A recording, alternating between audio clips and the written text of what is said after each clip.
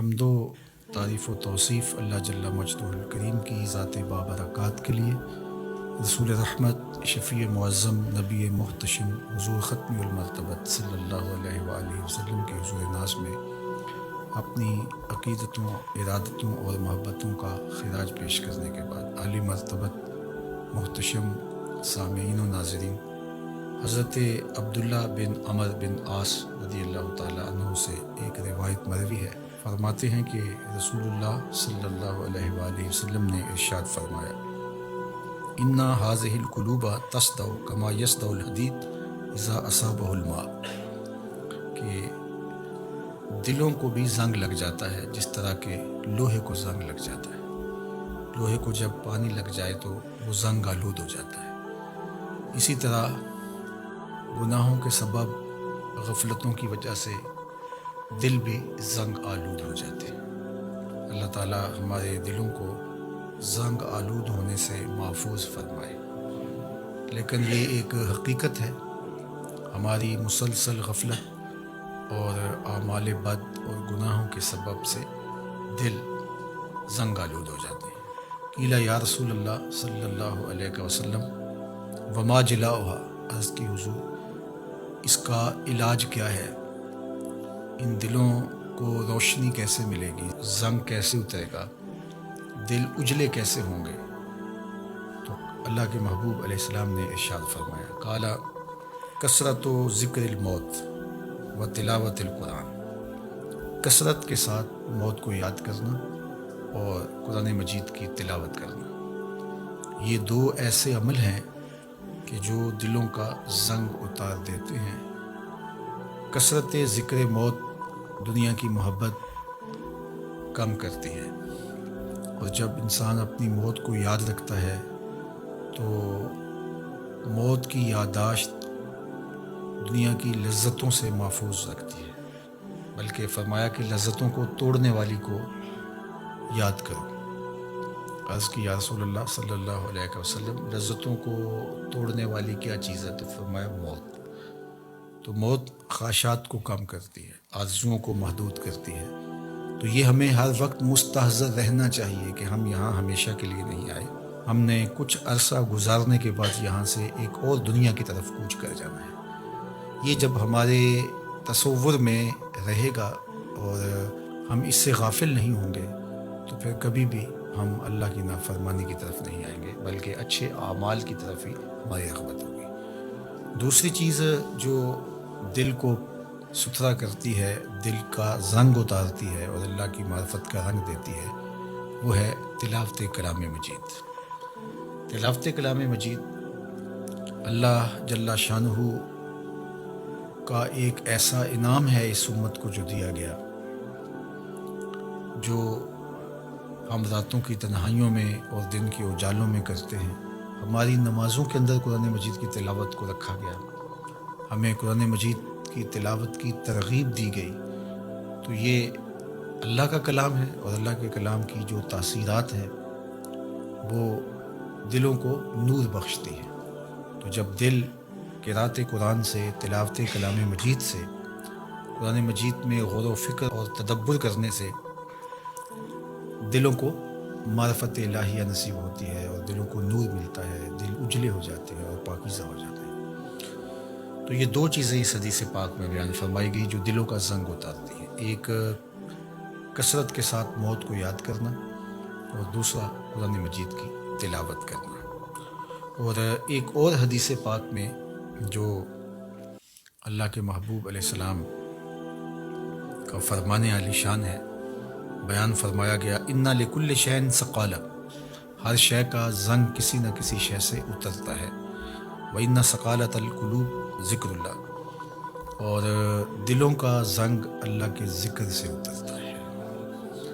ذکر الہی کرنے سے دل نور پاتے ہیں اور زنگ اترنا شروع ہو جاتا ہے۔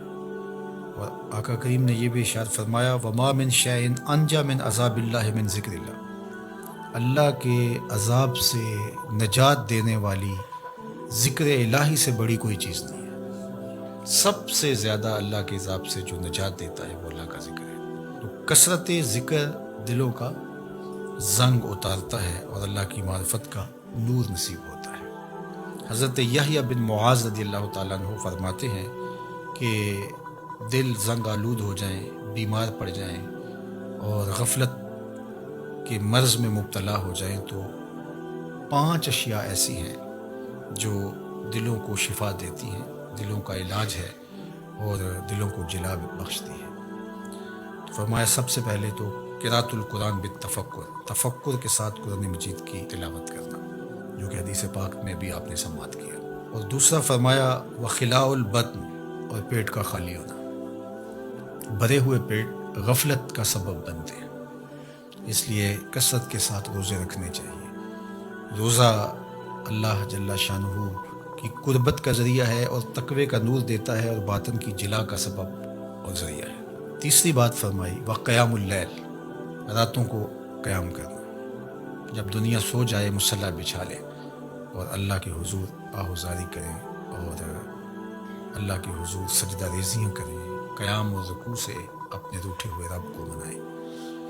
اس سے دلوں کے زنگ اترنا شروع ہو جائیں گے اور دل اللہ کی معرفت کا رنگ پکڑنا شروع کر دیں گے۔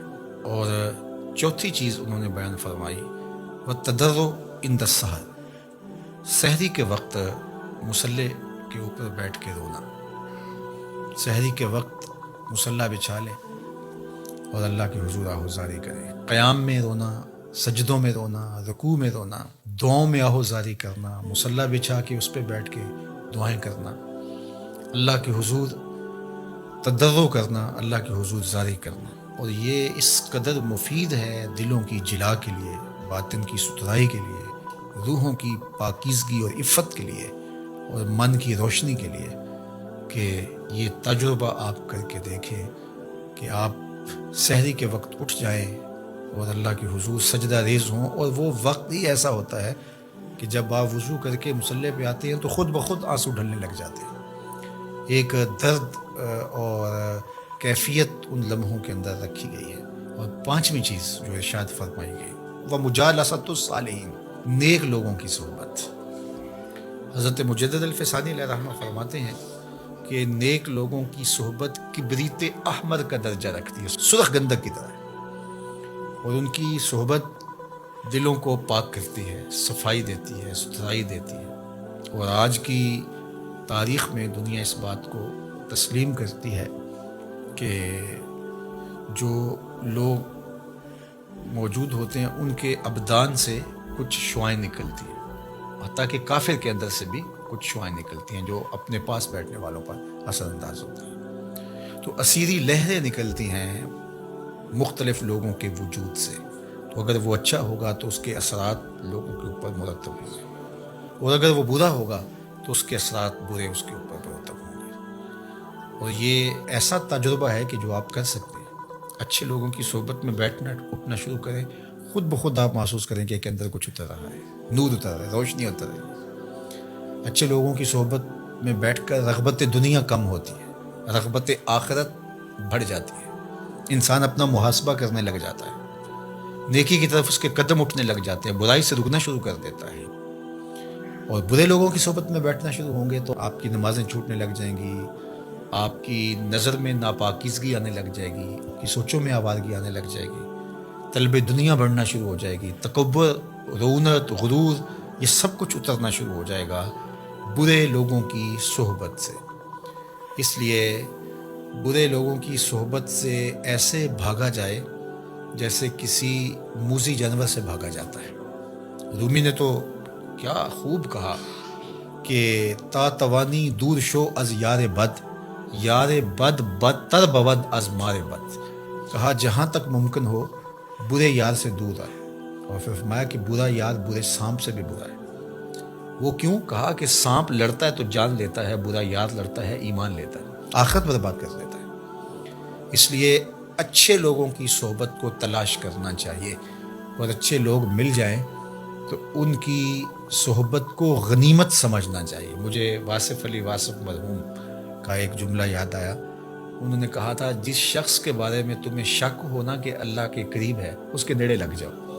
تمہیں شک بھی پڑ جائے کہ یہ بندہ اللہ کے قریب ہے تو پھر اس کے نیڑے لگ جاؤ، اس کی غلامی اختیار کر لو، اس کی نوکری اختیار کر لو، اس کی صحبت اختیار کر لو، تو یہ 5 چیزیں حضرت یحییٰ بن معاذ فرماتے ہیں کہ اجڑے ہوئے دلوں کو آباد کر دیتی ہیں، بیمار دلوں کے لیے پیام شفا ہے، اور دلوں کے زنگ اتار کے اللہ کی معرفت کا رنگ دیتی ہیں۔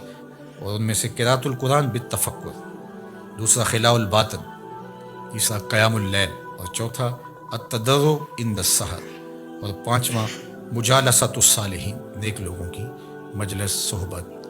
میاں صاحب نے بھی کہا تھا، صحبت مجلس پیر میرے دی بہتر نفل نمازوں، ہک ہک سخن شریف سونے دا کردہ ماہر مرازوں۔ اللہ اکبر۔ چونکہ ظاہر ہے جو خیر پر مشتمل بندہ ہوگا تو وہ جب بھی بیٹھے گا خیر ہی بانٹے گا۔ الاناؤ یترشع بما فیہ، برتن سے وہی ٹپکتا ہے جو برتن کے اندر ہو۔ تو کسی اچھے آدمی کی صحبت میں آپ بیٹھیں گے تو وہ خیر ہی دے گا، وہ آپ کے لیے رحمت کا سبب و ذریعہ بنے گا۔ اور برا آدمی چونکہ اس کے اندر ہی شر ہے، اس کے اندر ہی برائی ہے، تو وہ خیر دے ہی نہیں سکتا چونکہ اس کے اندر ہے ہی نہیں، تو اس کے اثرات ضرور مرتب ہوں گے۔ اور اللہ کے محبوب علیہ السلام نے اچھے جلیس اور برے جلیس کی مثال دی کہ جو اچھا جلیس ہے، فرمایا اس کی مثال عطر بیچنے والے کی ہے، یا تو وہ آپ کو تحفہ دے دے گا، جس طرح کہ عطر بیچنے والوں کی عادت ہوتی ہے کہ وہ تحفہ دیتے ہیں، یا پھر اس سے آپ خرید لیں گے، آپ کو عطر اچھا لگے گا، انسانی طبع کو خوشگوار لگتا ہے، تو آپ کہیں گے کہ یہ مجھے دے دیجئے۔ اور تیسری بات فرمائی کہ اگر نہ وہ تمہیں ہدیہ کرے اور نہ تم خرید سکو تو جب تک اس کے پاس بیٹھے رہو گے خوشبو آتی رہے گی۔ اور برے جلیس کی مثال فرمائی کہ وہ بھٹی دھونکنے والے کی ہے، یا تو کوئی چنگاری اڑے گی اور تمہارے کپڑوں پہ پڑے گی اور ان کو جلا کے خاکستر کر دے گی، اور اگر ایسا نہیں ہے تو جب تک بیٹھے رہو گے تمہیں اس کی بدبو سے اور تعفن سے تکلیف پہنچتی رہے گی، اور اس کے دھوئیں سے تمہیں اذیت پہنچتی رہے گی۔ اب تمہارا انتخاب ہے کہ تم اچھے لوگوں کی صحبت میں بیٹھتے ہو یا برے لوگوں کی صحبت میں بیٹھتے ہو۔ تو دلوں کا علاج پھر اللہ کے ذکر سے ہے۔